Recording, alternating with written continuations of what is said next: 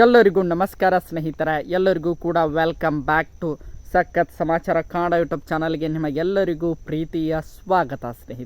ಸ್ನೇಹಿತರೆ ನೀವೆಲ್ಲರೂ ಕೂಡ ವೇಟ್ ಮಾಡ್ತಾ ಇದ್ದಿದ್ದು ಬಿಗ್ ಬಾಸ್ ಕನ್ನಡ ಸೀಸನ್ 12 ಅಂತಲೇ ಹೇಳ್ಬೋದು. ಅದು ಯಾವಾಗ ಪ್ರಾರಂಭವಾಗ್ತದೆ ಎನ್ನುವಂಥ ಪ್ರಶ್ನೆಯನ್ನು ನಾನು ಈಗ ಹಿಂದಿನ ಹಲವಾರು ವಿಡಿಯೋಗಳಲ್ಲಿ ಮಾಡಿದ್ದೇನೆ ಸ್ನೇಹಿತರೆ. ಅದನ್ನು ಯಾರ್ಯಾರೆಲ್ಲ ಹೋಗಿ ನೋಡಿಲ್ಲ ಹೋಗಿ ನೋಡಿ ಅಂತ ಕೇಳ್ಕೊಳ್ತಾರೆ ಸ್ನೇಹಿತರೆ. ಈಗ ನೇರವಾಗಿ ವಿಷಯಕ್ಕೆ ಬರೋಣ. ಸೀಸನ್ 12ರ ಕಂಟೆಸ್ಟೆಂಟ್ಗಳ ಬಗ್ಗೆ ಈಗ ಹಲವಾರು ಚರ್ಚೆಗಳು ಕೂಡ ಶುರುವಾಗಿವೆ ಸ್ನೇಹಿತರೆ.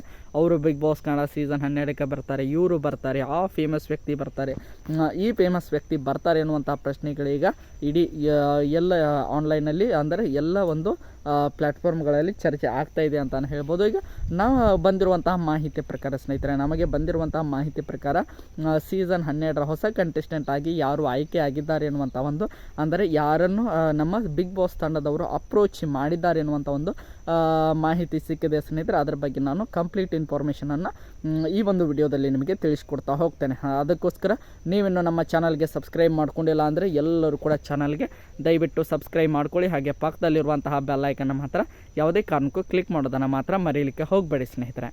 ಬನ್ನಿ ಸ್ನೇಹಿತರೆ, ವಿಡಿಯೋನ ಶುರು ಮಾಡೋಣ. ನಿಮಗೆಲ್ಲರಿಗೂ ಕೂಡ ಗೊತ್ತಿರೋ ಹಾಗೆ ಪ್ರತಿಯೊಂದು ಸೀಸನಲ್ಲಿ ಕೂಡ ಒಬ್ಬ ಸಿಂಗರ್ ಇದ್ದೇ ಇರ್ತಾರೆ ಸ್ನೇಹಿತರೆ.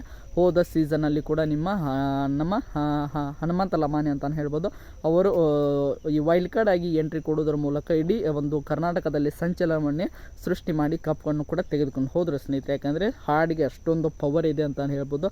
ಅಷ್ಟೊಂದು ಪೀಪಲ್ನ ಅಟ್ರಾಕ್ಷನ್ ಮಾಡುವಂಥ ಒಂದು ವಿಶೇಷವಾದ ಶಕ್ತಿ ಹಾಡುಗಾರರಿಗೆ ಇರುತ್ತದೆ ಅಂತಲೇ ಹೇಳ್ಬೋದು. ಅಂಥ ಒಬ್ಬ ಹಾಡುಗಾರ ಅಂದರೆ ಅದು ಕೂಡ ನಮ್ಮ ಉತ್ತರ ಕರ್ನಾಟಕದ ಒಬ್ಬ ದೇಸಿ ಪ್ರತಿಭೆ ಅಂತಲೇ ಹೇಳ್ಬೋದು. ಅವರೇ ಬಾಳು ಬೆಳಗುಂದಿ ಅಂತಲೇ ಹೇಳ್ಬೋದು ಸ್ನೇಹಿತರೆ. ಬಾಳು ಬೆಳಗುಂದಿ ಅವರು ಬಿಗ್ ಬಾಸ್ ಕನ್ನಡ ಸೀಸನ್ 12ಕ್ಕೆ ಬರುವಂಥದ್ದು ಎಲ್ಲ ಆಲ್ಮೋಸ್ಟ್ ಈಗ ಕನ್ಫರ್ಮ್ ಆಗಿ ಬಿಟ್ಟಿದೆ ಅಂತಲೇ ಹೇಳ್ಬೋದು.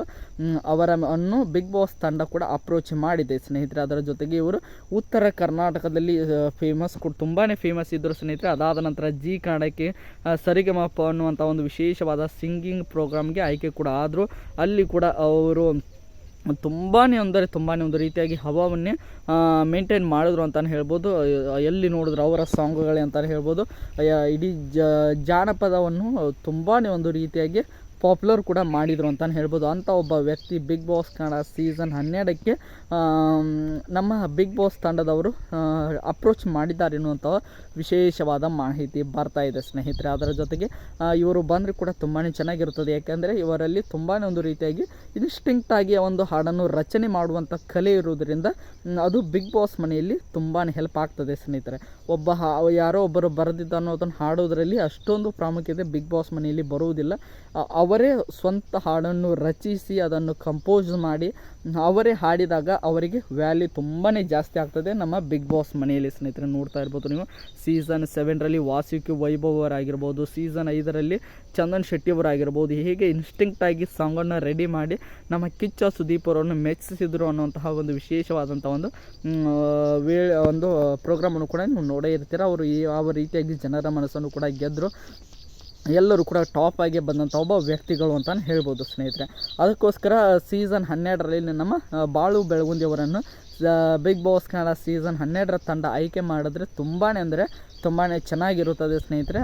ನಿಮಗೆ ಇದರ ಬಗ್ಗೆ ಅನಿಸಿಕೆ ಮತ್ತು ಅಭಿಪ್ರಾಯಗಳನ್ನು ಕೂಡ ಕಮೆಂಟ್ ಬಾಕ್ಸಲ್ಲಿ ಕಮೆಂಟ್ ಮಾಡಿ.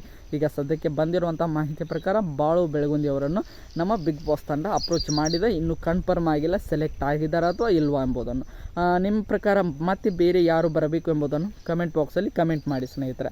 ಐ ಹೋಪ್ ಎಲ್ಲರಿಗೂ ಕೂಡ ಈ ಒಂದು ವಿಡಿಯೋ ಇಷ್ಟ ಆಯಿತು ಅಂತ ಅಂದ್ಕೊಂಡಿದ್ದೀನಿ. ಇಷ್ಟ ಆಗಿದ್ರೆ ಎಲ್ಲರೂ ಕೂಡ ಚಾನಲ್ಗೆ ಸಬ್ಸ್ಕ್ರೈಬ್ ಮಾಡಿಕೊಂಡು ಸಪೋರ್ಟ್ ಮಾಡಿ ಸ್ನೇಹಿತರೆ. ಮತ್ತು ಮುಂದಿನ ವಿಡಿಯೋದೊಂದಿಗೆ ನಿಮ್ಮ ಜೊತೆಗೆ ಸಿಗ್ತೀನಿ ಅಂತ ಹೇಳ್ತಾ ಎಲ್ಲರಿಗೂ ಕೂಡ ಧನ್ಯವಾದಗಳು. ಹೀಗೆ ಸಪೋರ್ಟ್ ಮಾಡ್ತಾಯಿರಿ, ಲೈಕ್ ಮಾಡಿ, ಶೇರ್ ಮಾಡಿ, ಹಾಗೆ ಸಬ್ಸ್ಕ್ರೈಬ್ ಮಾಡಿ.